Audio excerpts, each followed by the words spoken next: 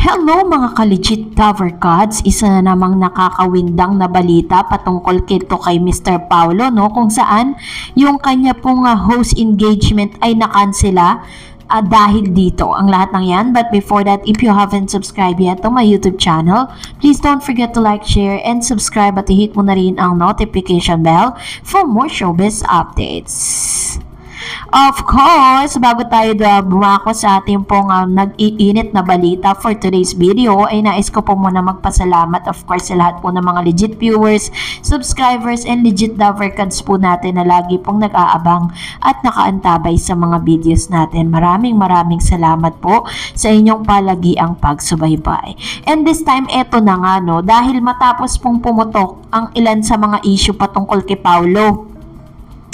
At talaga namang hanggang sa ngayon, ang tingin kay Paulo talagang womanizer at sobrang sirang-sira yung pagkatao ni Paulo pagdating po dun sa kanyang loyalty, no, na tinatawag. Sabihin na natin na dahil po sa mga issue niya patungkol sa babae, marami po talagang isa sa mga source na nagsabi na especially sa Energy FM, sinabi nga doon ng kanyang source sa loob po mismo ng tape na isa sa mga kinaayawan ng nito pong mga advertiser si Paulo kasi tila baga napakapangit daw di umano ng imahe or images ni Paulo. Una, ang imahe niya po is parang napakayabang niya na talagang parang feeling niya is alam niya lahat, parang siya yung spokesperson po ng Tape Bulagta.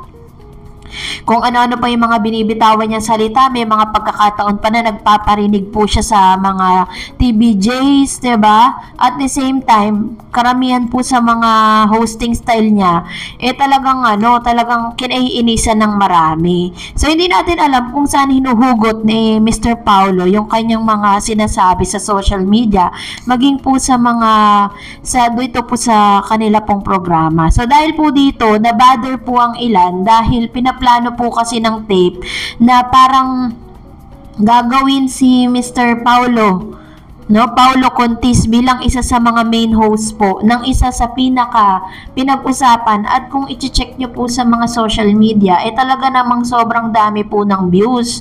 Yun po yung bawal judgmental. Pero as far as we know, is isa po yan sa mga ipinaglalaban ni Miss Jenny Pere. Kaya nga 'di ba yung pong Pinoy Henyo, pinalitan nila ng title pero parehas pa din yung yung kanilang yung pinaka mechanics ng game. So ibig sabihin, binago lang nila yung pangalan. Samantalang ang EAT, binago po ang lahat, no?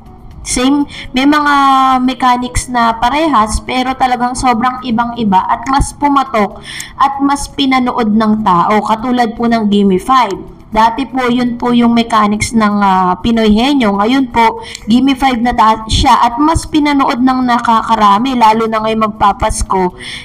Sure na isa yan sa mga gagamitin.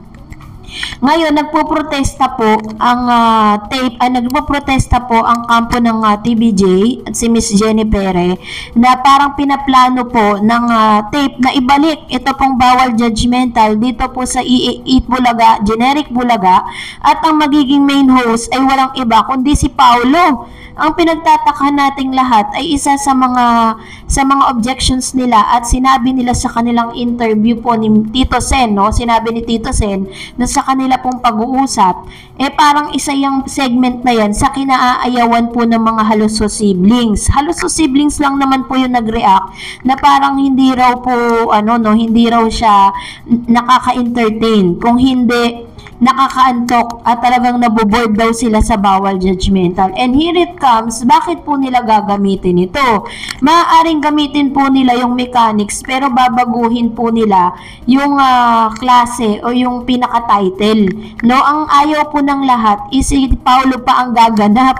Kaya naman ang dami po nagpo-protesta, parang hindi po bagay kay Paulo kasi 'di ba parang yung tema po ng bawal judgmental ay parang ito po ay you are parang kailangan mong i-check kung ano po yung lesson na yung pinaka-lesson mo dun sa tao na nakasalang sa bawal judgmental. Kaya po talagang yung kanya pong pagiging host ng bawal judgmental medyo nakahang pa Talagang yun po yung isa sa mga objections is yung mga sponsors and advertisers wala talagang tiwala sa kanya at parang ayaw sa kanya, hindi lang parang ayaw talaga sa kanya. Kaya nga sabi ng ilan, 'di ba, na si Isko Moreno na lang daw di umano ang nag-aakyat ng pera dito po sa tape, no, dito po sa tape Bulaga. Sabi naman ng ilan sa Marites, sabi ng ilan na wag daw i-judge si Paulo. Kung ayaw daw natin silang panoorin, di wag daw panoorin. Hindi naman natin sila pinapanood, 'di ba? Actually, to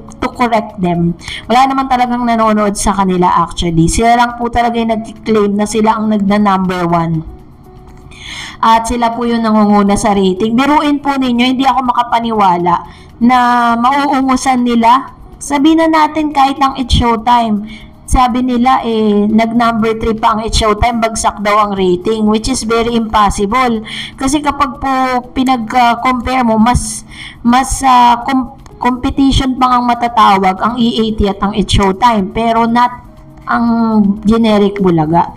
Kaya naman yun nga, maging po yung ilan sa mga offer dito kay Mr. Paulo, medyo po nagkakaroon ng, tingnan nyo po after po niya ng kanyang last movie na po siya, nabalitaan niyo po ba na pumatok sa takilya at pinag-usapan? Hindi po, dahil talaga most hated itong si Paulo. Ni sa Netflix nga po, hindi ko po siya nakikita kasi ang process po niyan, pag may isang movie, di ba, may movie po, di ba, na ipapalabas po sa mga sinihan.